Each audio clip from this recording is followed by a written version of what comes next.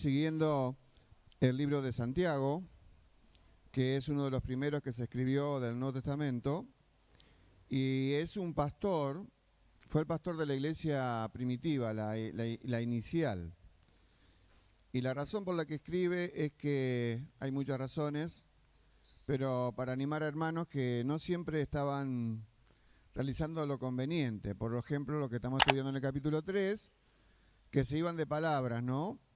Y algunos cuando leen el libro de Santiago, que es muy cortito, piensan que no hay un hilo conductor, o sea que son temas como aislados.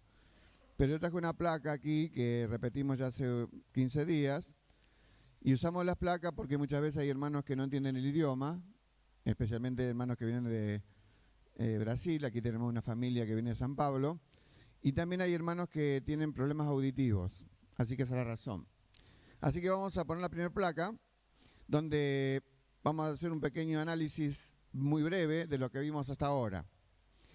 En el primer capítulo hablamos de las pruebas, de esas que no nos gustan, pero que Dios envía para exponernos a avanzar en la madurez cristiana. Luego tenemos en el capítulo 1 también la tentación, que trata de desestabilizar nuestras vidas, pero el llamado de Dios es a que vivamos firmes. Y allí promete Santiago la corona de la vida, que se refiere a una promesa terrena. La corona de vida es algo de la eternidad. Y también se habla en el capítulo 1, ya lo vimos, sobre la palabra de Dios, y nos llama a ser hacedores de ella, a mostrar los frutos. Luego también, capítulo 2, un capítulo muy duro, porque habla de la discriminación. Cuando alguien en la iglesia, en forma inoportuna, trata con deferencia a algunos y a otros con menosprecio. Entonces, el llamado de Dios allí es a la imparcialidad. Luego vemos la realidad de la fe y las obras en el capítulo 2, y donde la conclusión es que mostrame tu fe, si decís que tenerla, con tus obras. Y el capítulo 3, que justo lo último que vimos con Franco la semana pasada, habla del problema que todos tenemos de ser ligeros con la lengua. La lengua es manejada por nuestro espíritu, y nuestras palabras trasuntan lo que hay en nuestro corazón. Pero hoy nos toca el capítulo 3, versículo 13 en adelante. No se puede ver la placa, ¿no? Bueno, disculpe. Vamos a leer entonces, me va a ayudar este hermano Martín, del versículo 13 al 18. Vamos a ver entonces aquí un contraste. Presten atención, por favor. Entre la sabiduría que viene de Dios, que no es por capacidad que la tenemos, sino que por la actitud frente al pedido de Dios que tenemos que hacer esta sabiduría. No es el tema que se toca por primera vez. En el capítulo 1 nos dijo el Señor que si tenemos falta de sabiduría, ¿qué hay que hacer? Pedirla. ¿Y dice que Dios no la da? No, dice que sí. Y ahora vamos a unicitar repitiendo el tema, pero aquí va a hablar, y el nudo central es que la manera en que nos tratamos, nosotros los creyentes, y nosotros con los que no son creyentes, y ahí se van a ver cosas que son buenas, si es sabiduría del cielo, si es la sensatez de Dios, o si mi práctica de relación con los demás es algo insensato. Es la evidencia de mi trato horizontal con mis hermanos y el mundo cercano, demuestra cómo me trato con Dios. Es muy serio esto. Repito de nuevo. La manera que yo trato a mi semejante, ahora lo globalizo, demuestra cómo actúo frente a ellos, cómo soy en mi trato con Dios. Porque si mi vínculo se estropea constantemente con mis hermanos, demuestro que mi vínculo con Dios está averiado. Allí tenemos Vamos a ver el cuadro que vimos recién, en la placa 2. Ahí está. Tenemos ahí lo que dijimos y llegamos, los demás no lo voy a mencionar, pero llegamos al punto 7. El hombre sabio y entendido, que es la manera que está en la primera pregunta. Vamos a leer entonces el texto bíblico. ¿Quién es sabio y entendido entre vosotros? Muestre por la buena conducta sus obras en sabia mansedumbre. Pero si tenéis celos amargos y contención en vuestro corazón, no os jactéis, ni mintáis contra la verdad. Porque esta sabiduría no es la que desciende de lo alto, sino terrenal, animal, diabólica. Porque donde hay celos y contención, allí hay perturbación y toda obra perversa. Pero la sabiduría que es de lo alto es primeramente pura, después pacífica, amable, benigna, llena de misericordia y de buenos frutos, sin incertidumbre ni hipocresía. Y el fruto de justicia se siembra en paz para aquellos que hacen la paz. Muy bien. En este texto, que no es tan largo, son pocos versículos, se comienza con una pregunta. Son las que se llaman preguntas, ¿se acuerdan? Que es un método, es una práctica de Santiago. Está lleno de preguntas el libro. Fíjense en 2.21, también en los capítulos anteriores, se ha expresado, por ejemplo, en 2.16, en 2.4, son preguntas retóricas. Ahora, el problema de esta pregunta no es la pregunta en sí solo, sino que la hace Dios, no la hace un vecino. Y la pregunta es muy profunda, porque pregunta ¿quién? ¿Quién? ¿Quién es sabio y entendido? Posiblemente, si juzgamos por nuestra manera de vivir, muchas veces nos quedamos del lado de la insensatez. No somos ni sabios ni entendidos. Pero Dios nos convoca a un cambio constante en la manera de proceder y el vínculo que me une con los demás y el vínculo que me une con Dios debe ser una expresión de la sabiduría del cielo que se recibe de Dios. Vuelvo a decir, la sabiduría es un asunto de actitud y no de capacidad. ¿Por qué? Porque hay muchas personas capaces en el mundo que nos rodea, pero no todas son sabias. Así que la sabiduría tiene que ver más con lo moral que con lo intelectual. Repito, la placa anterior era lo que decía esto, la actitud es el asunto de actitud, de la sabiduría, no es asunto de capacidad. Pero encontramos luego la pregunta, es Dios preguntando quién es, sabio y entendido, y resulta que aparece un verbo, el verbo mostrar. El verbo mostrar tiene que ver con evidencia o prueba de una cosa. El verbo mostrarse aparece muchas veces en la Biblia. En el Nuevo Testamento aparece 33 veces y en el libro de Santiago 3. Y tiene que ver con dar evidencia o prueba de una cosa. Por ejemplo, en la Escritura se aparece, a veces es el enemigo que mostró en Mateo 4, le mostró al Señor todos los reinos del mundo. Al final de Lucas dice que Jesús se apareció a sus discípulos y mostró las marcas de sus manos y de sus pies. Así que la evidencia, la manera de contestar la pregunta, es que darte cuenta si sos sabio o entendido. Dios está diciendo, no yo. Por supuesto, Santiago es el instrumento.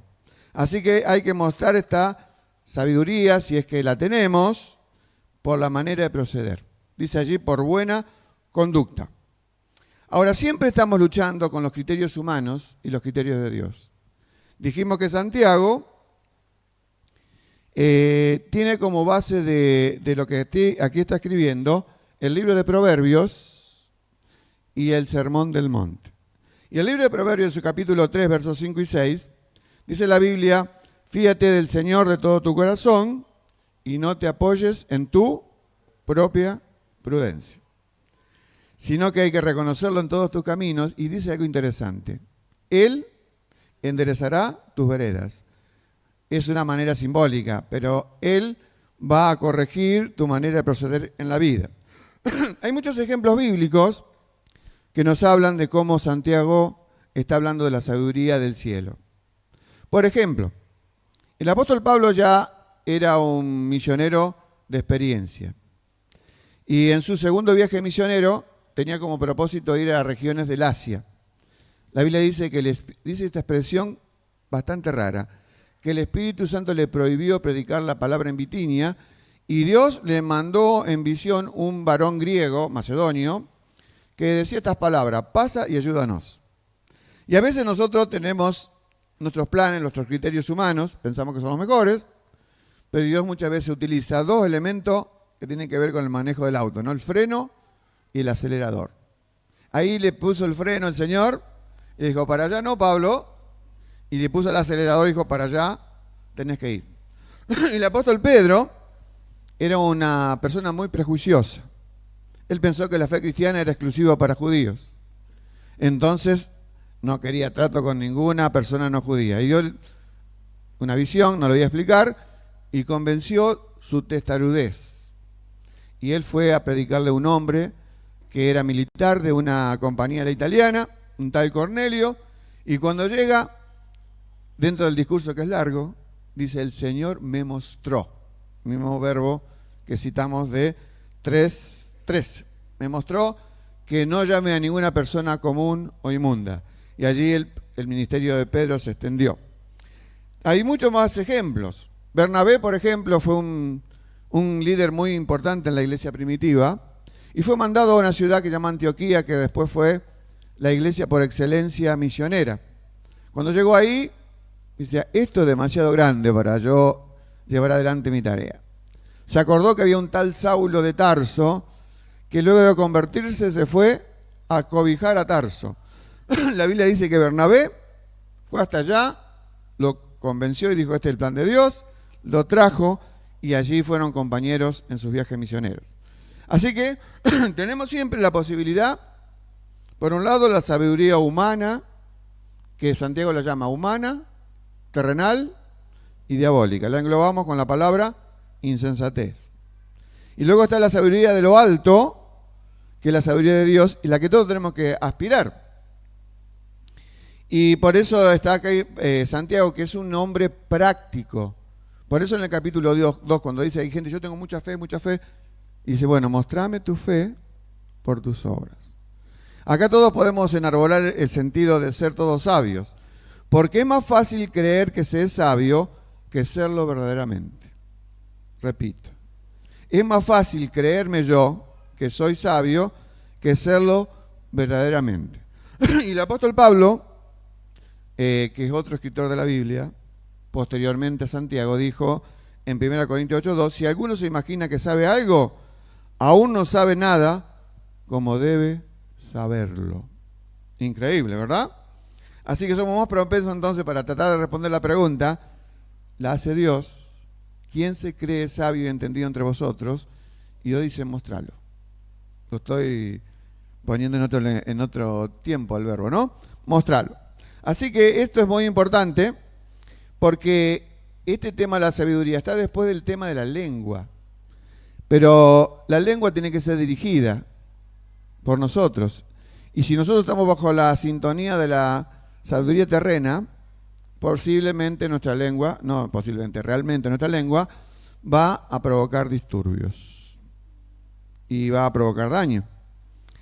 Entonces, la razón de la pregunta, Santiago, es averiguando si estos hermanos, quiénes son, si tienen fe y si tienen sabiduría. Con el asunto de mostrar ya a Jesucristo en el Sermón del Monte, había dicho en su capítulo 5, hablando de los hombres que se manifiestan, hombres y mujeres, como sus seguidores, dice: así alumbre vuestra luz delante de los hombres para que vean vuestras buenas obras. Es en la misma sintonía. El Señor Jesús en el Sermón del Monte dice: ustedes son luz, muestren con sus buenos actos para que los demás vean. Es la misma sintonía que está diciendo Santiago. ¿Te crees sabio y entendido? Es la pregunta retórica. Demostralo con tus hechos. Ahora, ¿por qué están ambos temas? La lengua, que es el capítulo 3, antes de este que empezamos a leer el versículo 13, está conectada a ambos temas, porque la Biblia no se escribió por capítulos ni por versículos, fueron todos de corrido. Así que, ¿por qué hacemos mal uso de la lengua? Por la falta de sabiduría. Y la sabiduría no es algo oculto del carácter. Por eso Santiago está animando a los creyentes a mostrar. porque parece que en aquel momento muchos no vivían como sabios, sino como vivían como insensatos. Y faltaba una característica que está diciendo allí, el versículo 13 en el final, que esas obras que deben mostrarse tienen que tener él escogió una característica, mansedumbre. Y fíjense que allí, mansedumbre está muy vinculado con la humildad, y es algo que se repite en Proverbios y en Santiago, que Dios resiste a los soberbios y da gracia a los humildes. Vamos al segundo punto, en la placa que sigue. La sabiduría que nos perjudica es la sabiduría terrenal, animal y diabólica. Voy a pedir a Martín si me puede leer la placa. Jesús la combatió permanentemente en sus discípulos. Cuando él recibió y llamó a los 12, tuvo a 12 personas que se guiaban por la sabiduría terrenal, animal y diabólica. Cuando ven que la aldea samaritana no los recibe, dicen: Señor, ¿hacemos descender fuego del cielo? Celos amargos. La sabiduría de abajo produce celos. Son una forma de la envidia. Queremos poseer algo y en exclusividad, y que otro no posea eso. Quiero recibir un honor, pero lo quiero recibir yo y no otro. Y si lo recibe otro, me siento mal. Son celos. Muy bien, hay dos cosas que está diciendo Santiago. En el uso de la sabiduría terrena aparecen dos elementos agresivos. Uno de ellos son los celos. Los celos están muy emparentados con la envidia. Y el otro las contiendas, son las peleas. Y ahí puse la figura de... ¿Qué es la figura de la izquierda? Es una estatua que está en Mendoza. Esa estatua fue hecha en 1904, se inauguró, y habíamos tenido un lío con Chile por los límites. Oh, novedad. Entonces se le ocurrió a ambos países, por sugerencia de una señora argentina, con recursos, de hacer una estatua, una escultura, que representaba la unión de los pueblos. Estaban todos contentos, se terminó la estatua, no era fácil para llegar, ahora más fácil, con los vehículos, con todo, se reunieron 3.000 personas. Cuando descubrieron la estatua, la escultura, todo bien, los aplausos, pero había un detalle. La escultura le daba la espalda a Chile y miraba hacia Argentina. Entonces los chilenos, nuestros hermanos chilenos, empezaron los rumores, favorecidos con esta sabiduría terrena, comenzaron a tener celos amargos, porque ¿por qué? No era al revés. Entonces parecía que eso iba a traer un conflicto, pero hubo un sabio periodista que hizo un artículo muy... En ese momento se usaba la prensa escrita, no había celulares, más que otra cosa. Entonces dijo él, a tono de chiste, pero al que quedó aclarado el tema, dice: está la escultura dando la espalda a Chile y mirando a Argentina porque la gente de Argentina necesita mayor vigilancia. Y ahí se terminó el tema. Una tontera, pero había sido originado siempre, queremos que dé para acá o para allá. Se cuenta la historia de... Vieron que a veces también usamos la sabiduría terrena para el diálogo con nuestra esposa o nuestro esposo. Y a veces tenemos algunas ironías no sanas. ¿Entienden lo que digo? ¿No? A veces estamos enojados por algo y esperamos darle algún escarmiento verbal. Que es lo que Dios dice: no, eso no. No. Eso lleva a contiendas y a celos. Entonces, que estaba en el campo en matrimonio, se ve que no estaban llevándose bien, y el hombre tuvo una maliciosa actitud, porque había un lugar donde había muchas vacas y muchos cerdos. Y el hombre le dijo a la esposa: mirá, ahí están tus parientes. Y la esposa no se había dado cuenta, miró y reflexionó y dice: sí, son mis suegros. Siempre ambos, ninguno de los dos estuvo bien. Son celos, disensiones. Pero ¿vieron cómo nuestras palabras dañan a otros? Por eso dice clarito Santiago: la sabiduría terrenal produce celos amargos y también contiendas. Así que la segunda cosa es contiendas en el corazón. Siempre nuestro corazón, cuando está influido con estos celos y con esta sabiduría terrena, se predispone a la lucha. Siempre estamos en un estado de beligerancia permanente, a ver con quién me puedo pelear. Ese estado de animosidad malo con el otro, porque a veces tenemos resentimiento acumulado. Nada de esto nos favorece. Quiero decirles que si ustedes son lectores del Evangelio, se van a dar cuenta que la mayoría de las veces que los discípulos hablan, exponen sabiduría terrena, animal y diabólica. Por ejemplo, no voy a citar mucho de estos textos porque se repiten mucho del púlpito, pero son razonables. Muchas veces se reunían para discutir quién era el mayor. ¿Se acuerdan de Juan y Jacobo? Llevaron hasta la madre para peticionar a Jesús un lugar de mucha autoridad en el futuro. Sin embargo, el Señor trae a un niño y le explica de que deben volverse como niños y no para aspirar a posiciones de privilegio. Es decir, la sabiduría terrena confrontándose con la sabiduría del cielo. En realidad el resultado no está en los evangelios, sino que está después, cuando los discípulos entendieron a cabalidad las cosas horribles que dijeron.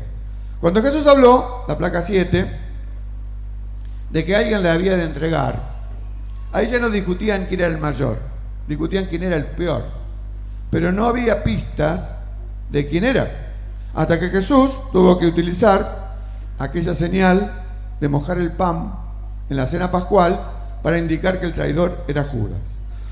Por eso, muchas veces tenemos la propensión a creernos sabios, pero debemos analizar si esto es así. El apóstol Pablo dice en Romanos 16-19 un consejo y una orden muy buena: que seamos sabios para el bien e ingenuos para el mal. La sabiduría, en tercer lugar y último, que nos beneficia, y la celestial. En esto vamos a leer de nuevo, porque la describe Santiago, del versículo, por favor, 3, 17 y 18. Y fíjense que hay 7 descripciones de la sabiduría celestial.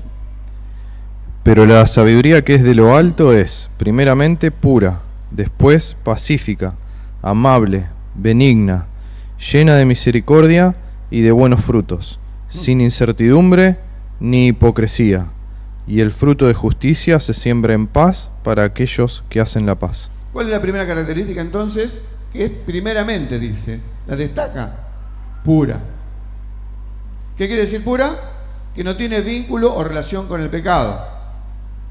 Y lo que pasa es que la apuesta, la sabiduría terrena, animal y diabólica, tiene motivaciones indignas, tiene ambiciones, intereses malos, egoísmo, pensar solamente en mí, creerme el ombligo del mundo. Y en cambio la sabiduría celestial es primeramente pura y está ajena a las malas motivaciones. ¿Cuál es la segunda? Pacífica. La pacífica es la que no tiene que ver con la violencia, promueve las buenas relaciones. ¿Se acuerdan la bienaventuranza que resalta la paz? ¿Cuál era? Bienaventurados los pacificadores. Esa es la misión. Inclusive termina Santiago, el versículo 18, hablando de este fruto de justicia que se siembran en paz para aquellos que hacen la paz. Es un círculo virtuoso que nos permite disfrutar de la paz. ¿Cuál es la tercera? Amable. Eso quiere decir que no crea tensiones. Es una cortesía de carácter espiritual. ¿Cuál sigue?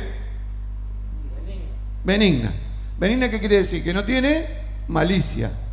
Es fácil de persuadir, es condescendiente con otros y alguien con quien se puede hablar.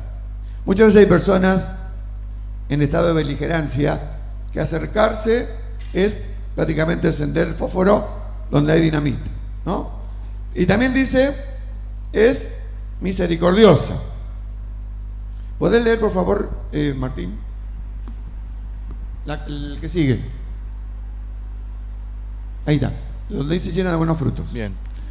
Es llena de buenos frutos. No es estéril, dice llena de. Está hablando de que está caracterizada por la misericordia y los buenos frutos. Es compasiva, brinda ayuda práctica. La vara con la que mide a otro no es lo que el otro se merece, sino es lo que el otro necesita. Es sin incertidumbre, no es variable. La lengua vacilaba, bendecimos a Dios y maldecimos a los hombres. La sabiduría celestial es sin esa incertidumbre, es consistente, actúa sin vacilaciones ni ambigüedades, no tiene duplicidad. Y es sin hipocresía, no usa máscaras, porque no tiene doblez. Es decir, esto es lo que debe producir la sabiduría si es de Dios. Muy bien, fíjense que hay un contraste muy llamativo, pero vuelvo a decir, la descripción de estas virtudes tipifican el trato adecuado que Dios quiere. Y Dios dice que procuremos. ¿Se acuerdan en el libro de Efesios? No andéis como sabios, no andéis como insensatos, sino como sabios. Y la manera de practicar esto es estar en contacto, constante vínculo con el Señor. Ahora, el problema que tenemos es, y para la conclusión, la placa que sigue, es que en este tiempo especial que vivimos, la Iglesia de Cristo, a pesar de nosotros, está pasando un tiempo de pérdida de influencia. Esta pérdida de influencia no quiere decir que haya iglesias que no prosperen, la hay, pero en gran parte de la sociedad Jesucristo sigue siendo desconocido. Cuando esto mismo pasó en tiempos antiguos, Dios utilizó a un profeta llamado Oseas, y Dios presenta en el libro de Oseas una frase muy dura. Dios dice: estoy presentándote una querella, mi pueblo, al pueblo de Dios. Vamos a leer el versículo 4 ahí, por favor, Martín. Oseas 4:1 dice: escuchad la palabra del Señor, hijos de Israel, porque el Señor tiene querella contra los habitantes de la tierra, pues no hay fidelidad, ni misericordia, ni conocimiento de Dios en la tierra. Muy bien. Este presenta un marco más amplio. Si la iglesia está perdiendo influencia, es porque los cristianos no estamos cumpliendo el rol que Dios quiere. Y en ese marco de decadencia, lamentablemente, es imposible mostrar la fidelidad de Dios a través de la sabiduría celestial. Entonces, el problema del hombre contemporáneo, que tiene una imagen no adecuada de Dios, no extraída de las palabras de la Biblia, sino de imágenes que él mismo cree. Dice a la placa que sigue, se le entrevistó a un famoso teólogo que murió el año pasado, o el anteaño, se llama Sproul, y miren estas preguntas que se le hicieron. ¿Podés leerla, Martín? Por favor. Sí. ¿Cuál es el mayor problema de la sociedad? Y la sociedad no conoce a Dios. ¿Cuál es el problema principal del cristiano nacido de nuevo de hoy? Eso es fácil. El cristiano no conoce a Dios. Él es conocido por Dios, porque si él es nacido de nuevo, obviamente es conocido por Dios, pero él no conoce a Dios. Algunos se refirieron al tiempo de la Reforma con esta frase: después de la oscuridad, la luz. Sproul dijo: ahora está ocurriendo lo opuesto, después de la luz, oscuridad. Vieron que hace poquito hubo en Estados Unidos y otras zonas un eclipse. Cuando ocurre el eclipse, bueno, este eclipse solar, el sol es tapado por la luna, y la luna, como astro opaco, impacta la Tierra. Le pregunto, ¿el sol dejó de existir porque la luna se interpuso entre él y la Tierra? No. Y muchas veces, hoy día, se está hablando de un término nuevo que es muy interesante, del eclipse de Dios. Cuando la manera de proceder del hombre, en lugar de interpretar el plan de Dios, manifiesta la sabiduría que no es de Dios, y su influencia en el mundo se escasa, porque no olvidemos lo que estamos estudiando en la teología bíblica, que el propósito de Dios siempre fue que sus seguidores lo representaran. Pero si yo estoy hablando de que un seguidor de Dios, en lugar de estar conectado con su fuente de sabiduría, se conecta con la sabiduría terrena, donde entran las ambiciones, los intereses, la visión torcida de quién es Dios, no solamente ese creyente se perjudica, vive mal su cristianismo, sino que representa mal a Dios. Y es por eso que lamentablemente para nosotros, en muchos sectores cristianos, se está viviendo el eclipse de Dios. El eclipse. Por eso Dios, en la antigüedad, cuando eso ocurría, cuando lo representaban mal, Dios llamaba a Oseas y le decía: dile a mi pueblo que tengo una querella contra él. Más adelante a Oseas le dice Dios: mi pueblo se destruye por falta de conocimiento. No es el conocimiento de geografía, de matemática o de algo especial humano.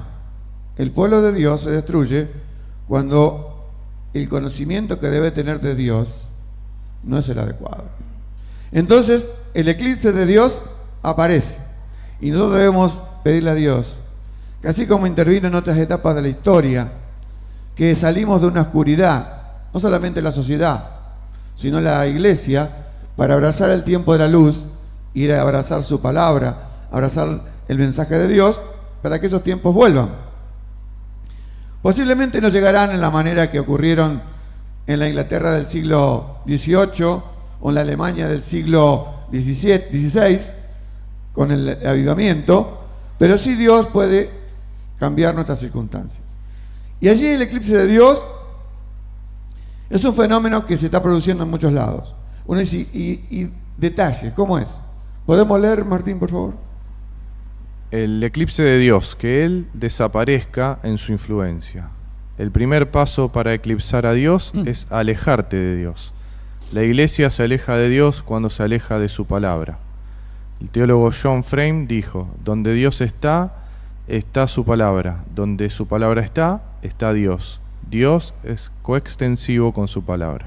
Cuando el pueblo de Dios se aleja de su palabra, se aleja de la fuente de poder y se aleja de la fuente de sabiduría celestial.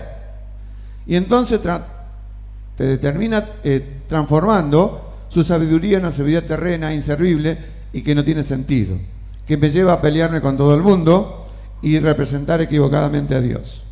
Pero hay un segundo, que tiene que ver con el eclipse de Dios. Estoy hablando del marco general donde estamos insertos nosotros. Y si el marco en el cual estamos insertados está en decadencia, es mucho más posible que el hombre exprese sabiduría terrena, animal y diabólica. Pero si el escenario, el marco general donde nos movemos, hay un acercamiento sincero a Dios para cambiar nuestro rumbo, Dios tiene la posibilidad de ayudarnos a representarlo adecuadamente. El segundo punto, por favor. El segundo paso para eclipsar a Dios es agrandar tu propia imagen, la imagen del hombre. El historiador Joseph Hartonian dijo: antes la religión estaba centrada en Dios, antes lo que no conducía a la gloria de Dios era infinitamente pecaminoso. Ahora lo que no conduce a la felicidad del hombre es pecaminoso, injusto e imposible de atribuírselo a Dios. Esto es parte del eclipse de Dios. Ahora la gloria de Dios consiste en el bien del hombre. Antes el hombre vivía para glorificar a Dios. Hoy Dios vive para glorificar al hombre. Dios no tiene que hacer un ajuste de su voluntad para adaptarse a la mía. Yo tengo que realinear mi voluntad, mi pensamiento al de Dios. Es muy interesante esto, porque cuando nos alejamos de la verdadera concepción de Dios, o sea, Dios no deja de ser infinito a pesar de que yo tengo un concepto equivocado de Él. Y muchas veces el hombre ha tratado de adaptar a Dios para que sea parecido, ¿se acuerdan al que frotaba la lámpara de los cuentos árabes? Y que parece el genio que está dispuesto a darme todo lo que yo quiero. Uno de los recates del tiempo de oscuridad en el siglo XVI es resumían sus principios los hermanos en 5 solas. Sola Biblia, sola Escritura, solo Cristo, sola gracia, sola fe. Y el último, ¿se acuerdan cuál era? Solo a Dios, la gloria. Cuando el hombre, en su concepción de Dios, rebaja a Dios a su propio parecer, tenemos frente a nosotros un Dios muy parecido a mí. Y ese Dios es incapaz de ayudarme a vencer el pecado, de ayudarme a razonar de acuerdo a los propósitos de Dios, usando la sabiduría celestial. Por eso es muy grave esto cuando ocurre en nosotros. Por ahí tenemos una respuesta negativa a nuestra oración. Muchos dicen: Dios no me quiere, Dios no me contesta las oraciones, Dios no está conmigo. Es como si tuviéramos en la imagen mental de nosotros un Dios sujeto a mis caprichos. Y Dios no está sujeto a ningún capricho que yo tenga. Yo debo vivir para Él. Fíjense que se ha cambiado esa concepción y parece ser que la actividad de Dios en nuestro tiempo es hacernos felices. No es esa, para ningún caso, el objetivo de Dios. El objetivo de Dios es salvarme para representarle a Él ante el mundo, para que el mundo conozca quién es Él. Y si yo tengo una imagen opaca de Dios y reproduzco un Dios de miniatura, el mundo que me rodea va a tener un mensaje equivocado.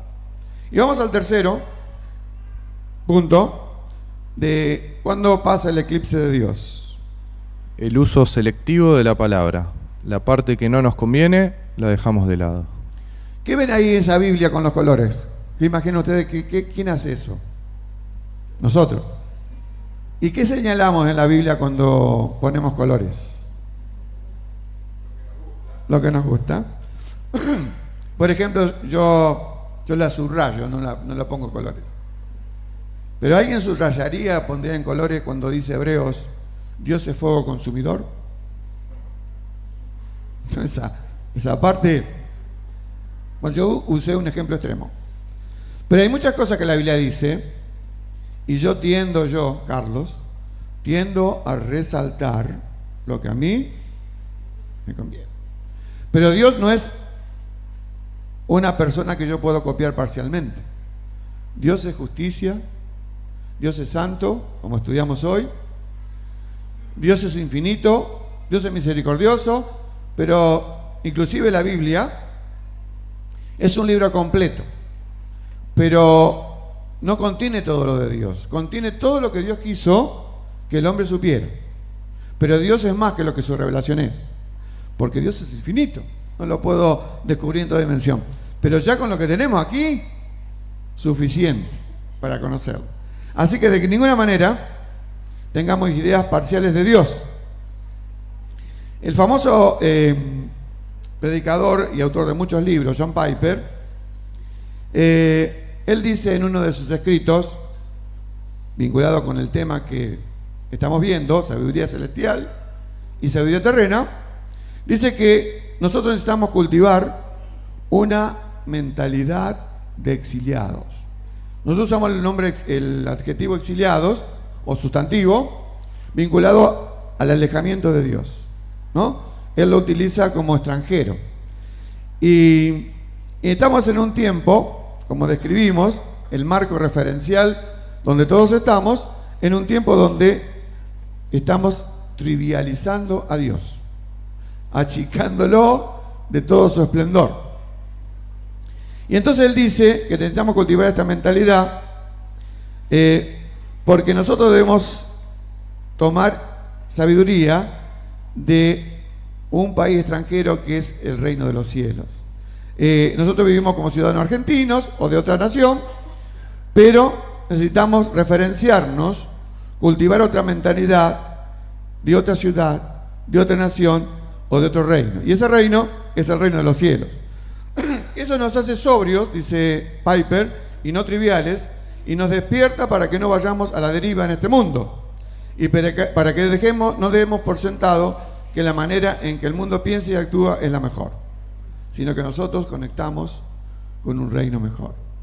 Por eso necesitamos poner en práctica lo que Santiago dice. Santiago es muy práctico. como diríamos en el lenguaje cotidiano, al pan pan y al vino vino. Él trata de corregir cuestiones débiles de los cristianos que estaban vinculados con el trato entre ellos. Y dice, si empleas la sabiduría terrena, conflicto. Dice, celos y contiendas. Pero si utilizás la sabiduría del cielo, esas 6 o 7 virtudes que vimos ahí, es pura, pacífica, amable, benigna, llena de buenos frutos y de misericordia, vamos a transformarnos en instrumento de paz y vamos a referenciar a Dios en su mejor versión. Por eso, hermanos, sigamos el consejo de Santiago, bien práctico, para que podamos vivir en este mundo representando adecuadamente a nuestro Dios. Que Dios nos bendiga entonces para entender el mensaje práctico de Santiago, que tiene que ver con cultivar vínculos sanos con los semejantes, porque estoy conectado con una fuente de sabiduría excelsa, la sabiduría del cielo. Que Dios nos bendiga entonces para aplicar esto en la vida de todos los días. Nos ponemos de pie y nos despedimos dando gracias al Señor por este espacio donde vimos su palabra. Señor, te damos gracias porque tu palabra sigue siendo activa, viva, transmisora de vida. Señor, sabemos que vivimos en un marco de referencia donde en muchos sectores hay declinación de la auténtica fe. Y por esa razón es muchas veces imposible manifestar la fe auténtica que está emparentada con la sabiduría del cielo. Señor, ayúdanos a despojarnos de todo aquello que tiene que ver con la sabiduría terrena, animal y diabólica, para que de una manera clara podamos expresar y mostrar tu imagen a un mundo que te necesita. Te adoramos hoy, Señor, y decimos gracias por tu bondad hacia nuestras vidas. En el nombre de Jesús, amén. Dios les bendiga, mis hermanos.